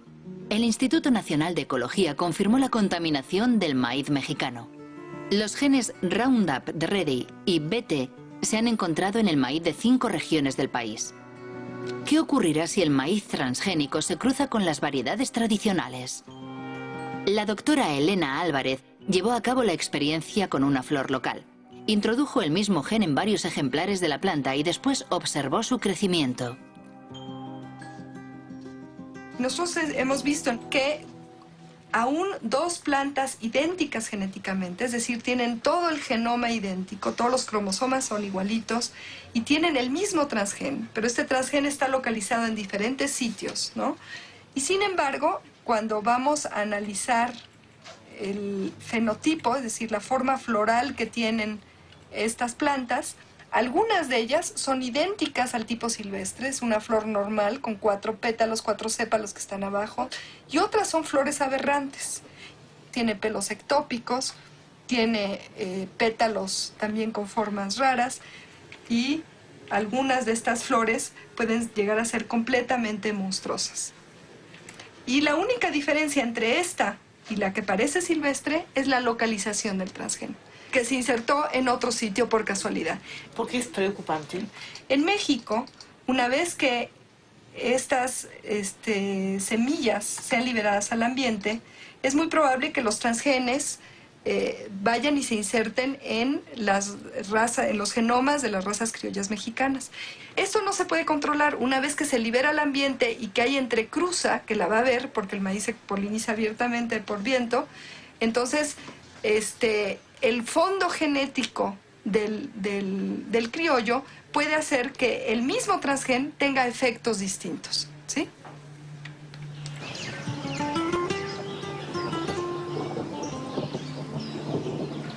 Buenos días, los seguimos invitando para que podamos platicar con ustedes un momento en relación a las irregularidades que se están produciendo actualmente en el maíz, sobre todo por la contaminación por transgénicos. Nosotros estamos muy preocupados. Aldo González dirige una organización indígena.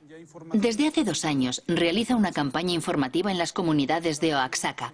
Los temores expresados por la doctora Elena Álvarez ya han sido verificados sobre el terreno. Yo voy a mostrarles ahora algunas imágenes de plantas de maíz que hemos encontrado aquí en la región de la Sierra Juárez y que nos gustaría saber si ustedes las han visto, ¿no? Opa, estas no son. Aquí en esta imagen, por ejemplo, podemos ver cosas raras. Esta planta pues tiene una rama por aquí y otra rama por acá. Las milpas normalmente no salen así. Digamos, sale una hoja y arriba sale un jilote, ¿no?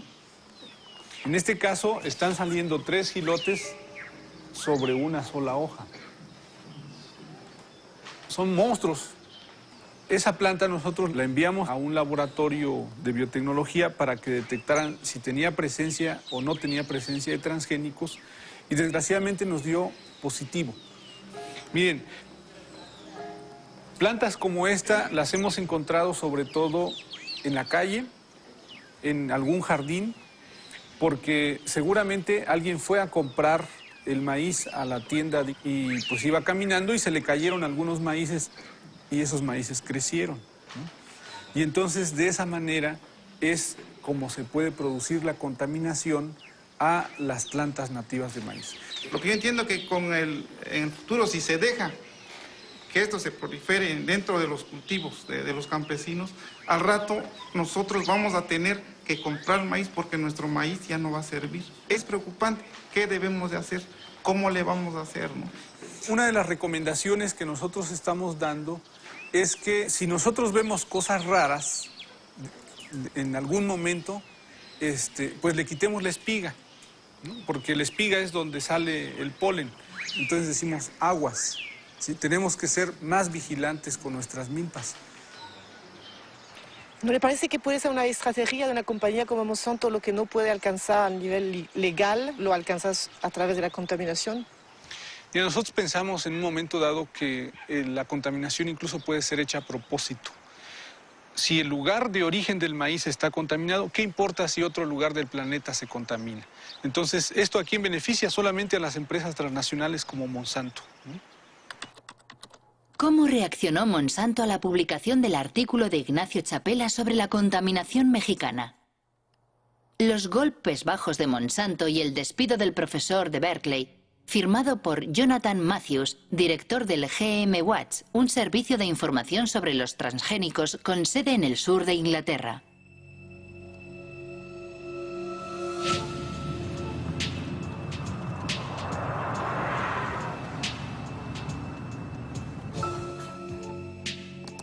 Según Jonathan Matthews, Ignacio Chapela ha sido víctima de una campaña lanzada en AgBioWorld, una página web partidaria de los transgénicos.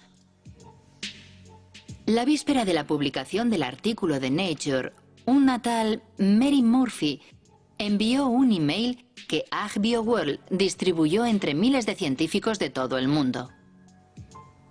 Decía así: los activistas sin duda van a hacer correr el bulo de que el maíz mexicano ha sido contaminado por genes de maíz transgénico. Al día siguiente, una tal Andura Smetasek envía un segundo email. Ignacio Chapela, activista antes que científico. Es verdaderamente una campaña de difamación. Los 2 primeros días entran en escena Murphy y Smetasek. A continuación, otros científicos reaccionan diciendo: tenemos que hacer campaña contra eso. Tenemos que inundar Nature con emails que digan que ese estudio no es serio. He pasado mucho tiempo investigando quiénes eran Smetasek y Murphy. Por lo que respecta a Smetasek, si consideramos los datos técnicos de sus emails, vemos recibido de y la dirección del remitente. Y después un protocolo de Internet. Solo hay que copiarlo y buscarla en un anuario de páginas de Internet.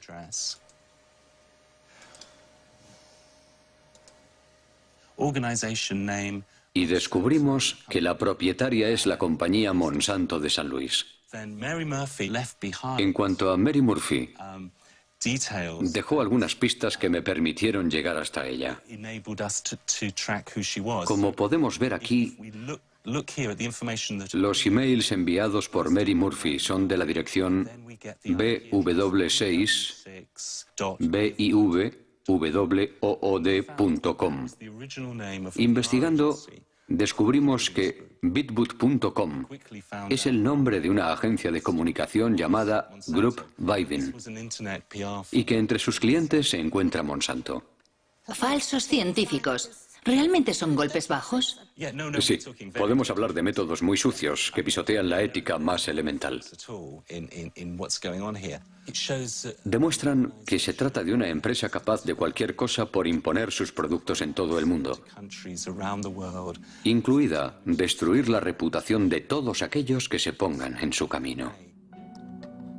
La prensa británica se hizo eco de las acusaciones de Jonathan Matthews, pero Monsanto ha preferido ignorarlo. Mientras continúa su imparable ascensión, la firma defiende su visión de un mundo transgénico que supuestamente resolverá los problemas del hambre y el medio ambiente en perfecta armonía. La experiencia práctica demuestra claramente que la coexistencia entre la agricultura transgénica y la agricultura convencional o biológica no solo es posible, sino que existe de forma pacífica en todo el mundo.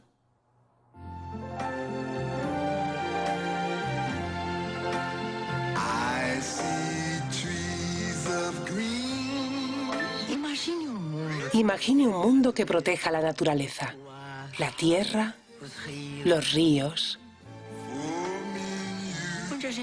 donde la gente pueda producir maíz con menos productos químicos y sin matar los bosques. Usted está pensando en un mundo con transgénicos.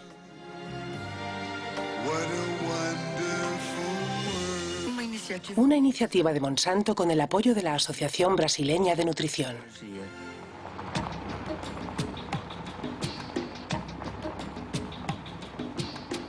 El mundo transgénico ya está en marcha en América del Sur, donde en 2007 se sembraron 40 millones de soja Roundup Ready. La conquista comenzó 10 años antes en Argentina, el único país que autorizó oficialmente los cultivos transgénicos. Desde entonces, los transgénicos se han extendido misteriosamente por los países vecinos, como Brasil o aquí, en Paraguay. En 2005, el gobierno paraguayo legalizó finalmente los cultivos clandestinos para salvar sus exportaciones de soja, especialmente a Europa, donde el etiquetado de los transgénicos es obligatorio. Una forma de reconocer que el Ministerio de Agricultura se enfrentaba a un hecho consumado. Cuando se aprobó la utilización del transgénico, había entrado originalmente el transgénico en forma irregular. ¿Y se sabe cómo entraron las semillas? ¿Cómo entraron? ¿Por la bolsa negra o...? No, nosotros le llamamos esas bolsas blancas. No le llamamos, ustedes le llamarán bolsas negras, nosotros le llamamos bolsas blancas. Son semillas que no tienen certificaciones oficiales. ¿Se sabe si Monsanto tuvo un papel en el contrabando de semillas? Quizás las empresas pudieron haber promocionado sus variedades, sus líneas de semillas. Evidentemente, y como le digo, el gobierno tuvo que reaccionar ya proactivamente, pero una vez ocurridos los hechos.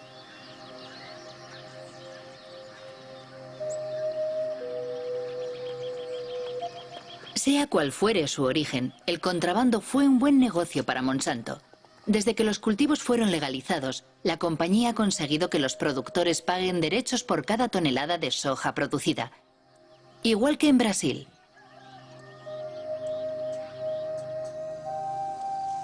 Desde entonces, la deforestación avanza imparable en Paraguay, expulsando a la fuerza a los pequeños campesinos que se niegan a abandonar sus pequeñas parcelas.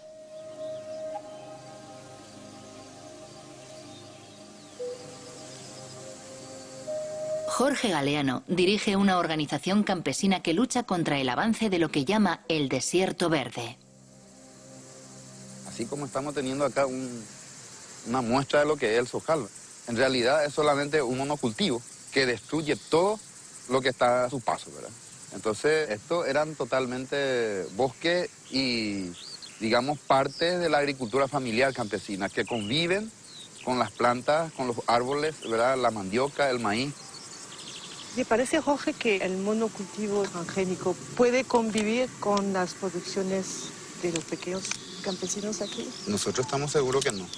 No puede convivir, no son compatibles.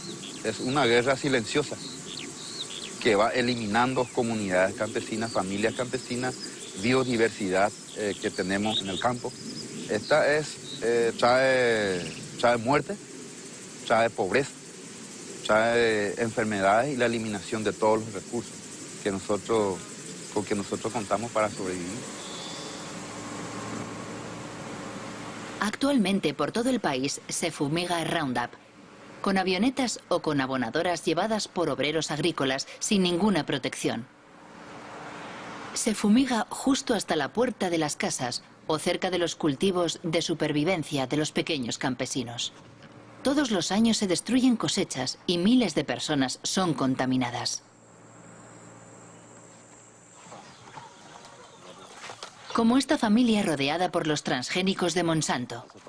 Los padres están preocupados por su hijo Pedro, que todos los días tiene que atravesar los campos de soja para ir a vender las tortillas de maíz que hace su madre.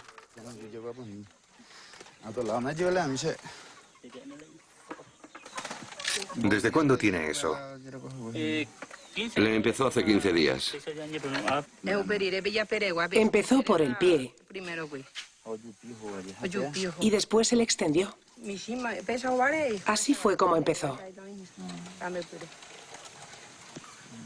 ¿Le duele la cabeza?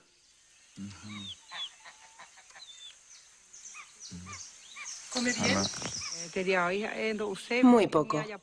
Hoy no ha querido comer lo que le preparé. Solo ha tomado un zumo. ¿Y su hermano? Él come mejor, pero es difícil. Así es, vivimos. Tomamos el agua, intoxicado. muriendo de nosotros 60 patos con ganso. Ahí viene y enseguida cae y muere. Porque allá se pasaba, se mata todo. Ahí en la altura. Y cuando llueve viene el agua y el pato vive por el agua.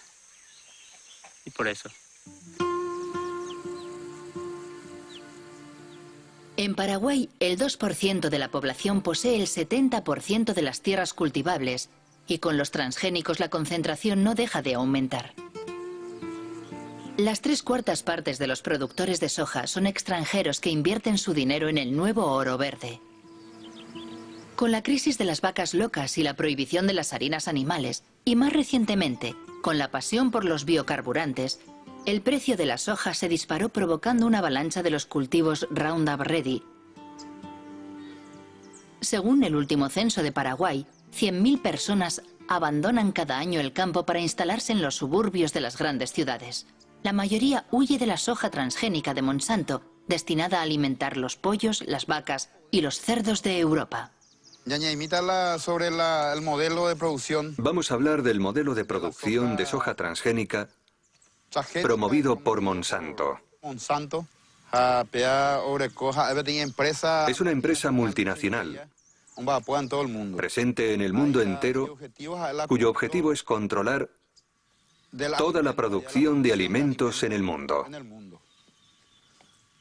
¿Y cómo? A través de la implementación de una agricultura sin agricultor. El resultado es que nos priva de nuestra soberanía alimentaria, es decir, de la posibilidad de alimentarnos por nosotros mismos, sin depender de nadie para hacerlo. Por eso decimos que tenemos que luchar por nuestra soberanía, tenemos que luchar por nuestras tierras, tenemos que defender nuestra comunidad, tenemos que defender nuestra familia, tenemos que defender nuestro país. Mi familia vive en la ciudad y yo no quiero ir allí. Por eso, yo vivo aquí, porque en la ciudad hay que comprarlo todo, hasta la comida, mientras que aquí lo que sembramos es nuestro. Podemos comer lo que queremos, cuando queremos, mientras que en la ciudad no podemos comer lo que queremos. Quiero añadir que el combate de estas familias por su supervivencia nos concierne a todos. En 2007, Monsanto tenía 18.000 empleados en 50 países. Mientras, sus acciones en bolsa no han dejado de subir y sus beneficios alcanzaron $1.000 millones.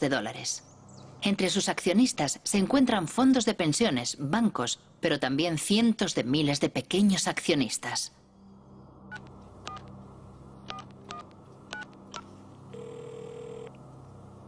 ¿Chris Horner? Hola, Christopher Horner. Soy Marie-Monique Robin, de Francia. Agradecemos su insistencia solicitando una entrevista. Pero hemos tenido algunas conversaciones internas y no hemos cambiado de opinión. De forma que no tenemos ninguna razón para participar en su documental, porque sospechamos que no será muy positivo para nosotros.